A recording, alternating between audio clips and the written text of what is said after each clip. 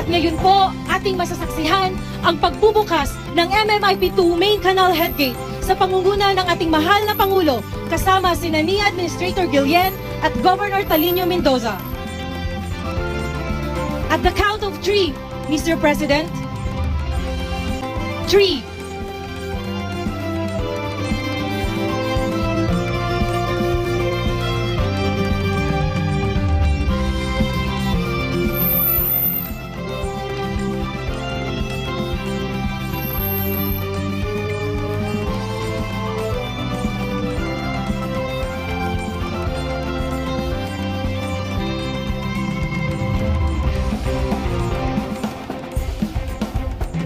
Maraming salamat po, mahal na Pangulo, at congratulations sa MMIP2 project.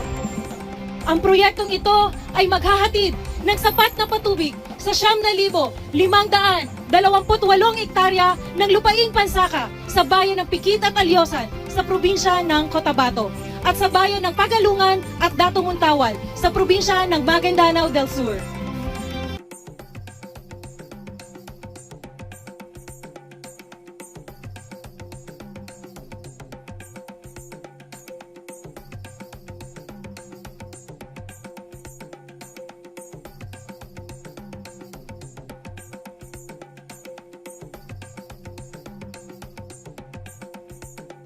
Maligayang pagdating sa probinsya ng Cotabato. Ang lalawigang kasangga ninyo sa layuning makamtan ang maginhawa, matatag at panatag na buhay para sa lahat ng Pilipino. Hindi naging madali ang mga hamon na ating hinaharap, maisakatuparan lamang ang napakalaking proyektong nagmula pa sa isang payak na pangarap.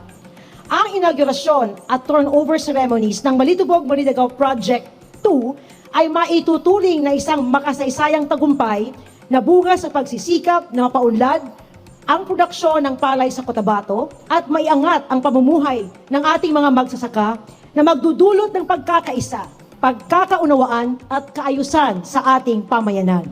Ang ating mahal na Pangulo sa inauguration ng katatapos lang na proyekto ng Malitubog Maridagao Irrigation Project Stage 2. Nabuo ang plano ng proyektong ito sa panahon na pamumuno ni dating Pangulong Ferdinand E. Marcos Sr. at tamang-tama na nakumpleto itong MMIP Stage 2 sa termino ng kanyang anak, ang ating Pangulo, President Ferdinand Bongbong Marcos Jr. NIA Administrator Guillen.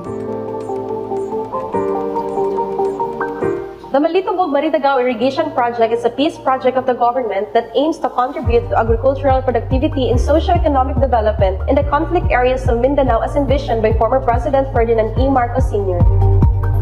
The MMIP Stage 1 started in 1989 that aims to irrigate a total of 5,562 hectares in Maridagao and 1,611 hectares in Upper Malitubog service areas.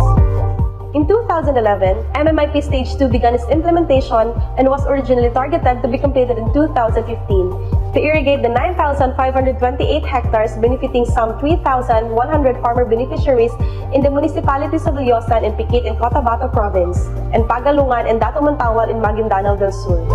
However, the project faced challenges that hampered its implementation for years, like flooding, right-of-way problems, causing the delay of its completion to December of 2023.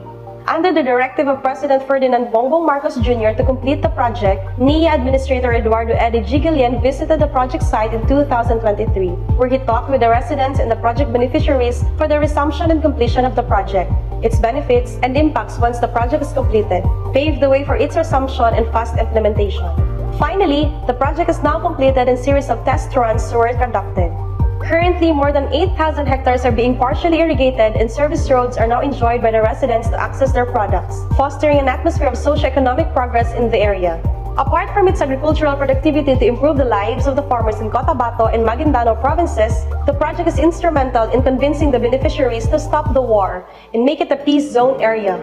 Indeed, a legacy of transforming this war zone into an economic zone, a transformation goal of Bagong Pilipinas. Mabuhay ang Bagong Pilipinas! Ang gumawa at nagtapos itong proyektong ito, ang ating administrator ng NIA, Administrator Eddie Guillen.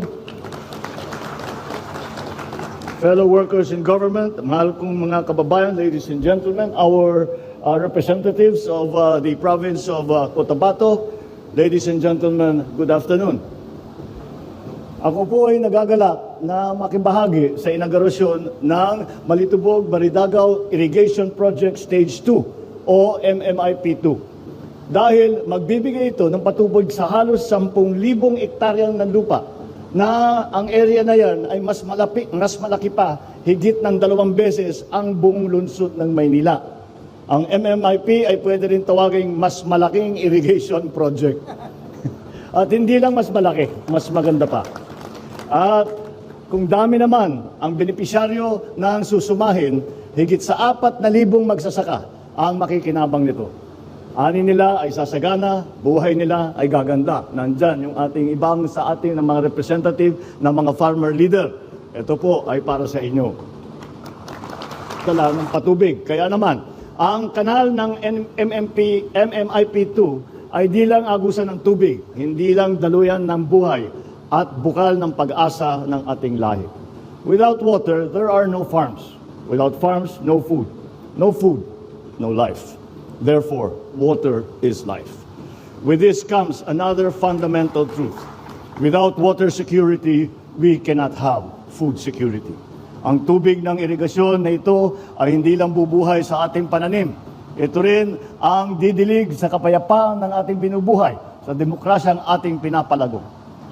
Ang patubig na ito ay hindi lang magpapalaki ng ani ng palay, mais at gulay. Ito rin ay inaasahan magbubunga ng matamis na pag-unlad at matitikman ng lahat. With this irrigation project, the land will become a fertile field of grain. It will bring many bountiful harvests, nourish many families, and ensure their children will get their fair share of progress. It will put food on your plates so that people may share their blessings at the table of peace. This irrigation would water not only the crops that we grow, but the peace that we want to take root in this land. Because peace and freedom must be tended and watered as well. Only then can we be assured that it will flourish and bear fruit for all. So it is not only an agricultural project. It is a major infrastructure for peace and development as well. Kaya saludo ako sa lahat ng mga nagsikap upang agad na mabuksan at mapakinabangan ng ating mga kababayan ang MMIP2. Nagpapasalamat ako sa NIA at sa suporta ng ating local government na ating mga uniform personnel na talagang ay nagkaisa at sama-sama ay ginawa itong proyektong ito. At yan po ang aming tinatawag na whole of government approach. Ibig sabihin, hindi lamang isang ahensya ng pamahalaan ang magtatrabaho sa isang project. Lahat ng kailangan na departamento man o ahensya ng gobyerno, lahat ng kung kanino tayo nangangailangan ng tulong, sila ay kasama sa project. Kaya buong gobyerno po ang nagsikap upang ito ay mabuo. At ang tagumpay na ito ay nagpapatunay sa determinasyon ng inyong pamahalaan upang tulungan ang ating mga magsasaka at palakasin ang ating sektor ng agrikultura. Meron lang pong akong habili. Ang proyektong ito ay mula sa taong bayan tungo sa taong bayan, kaya dapat pangalagaan din ng taong bayan. As a people-owned infrastructure, you must take care of this very valuable project that we are inaugurating today. Mahalin, ingatan, pangalagaan, magbigyan at huwag abusuhin. Patakbuhin ng mabuti upang mapakinabangan ng mga darating pa na mga salinlahi. Hindi po tayo ang nagmamay-ari ng proyektong ito. Bagkus tayo po ay tagapangalaga lamang nito para sa susunod na mga henerasyon. Kaya tiwala ko na ang seryoso ninyong gagampanan ang inyong responsibilidad sa pag-maintain nito ng pasilidad na ating ginawa ngayon. Buo ang aking tiwala sa ating mga Irrigators Association at dahil ito ay isang magandang halimbawa ng tinatawag ng democracy in action na itataguyod ang interes ng nakakarami. Sa puntong ito, hayaan ninyong maggawad ako ng panata. Hindi lang po irigasyon ang dadaloy sa inyong lupain. Marami pang proyektong pang-agrikultura ang darating. Marami pa pong Marami pa pong serbisyo na ilalaan upang maitaas ang antas ng pamumuhay ng ating kababayan, lalo na ang mga nasa farm. Ginagaranti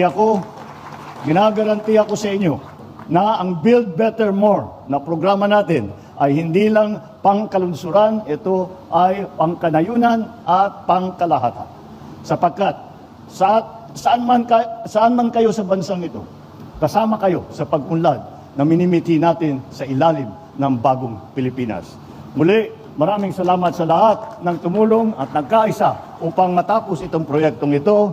Congratulations sa inyong lahat at sana makikita natin ang magandang bunga nitong proyektong patubig na ating binubuksan ngayon. Maraming salamat. Mabuhay ang Cotabato, mabuhay ang Mindanao, mabuhay ang bagong Pilipinas. Maraming salamat po, mahal na Pangulo.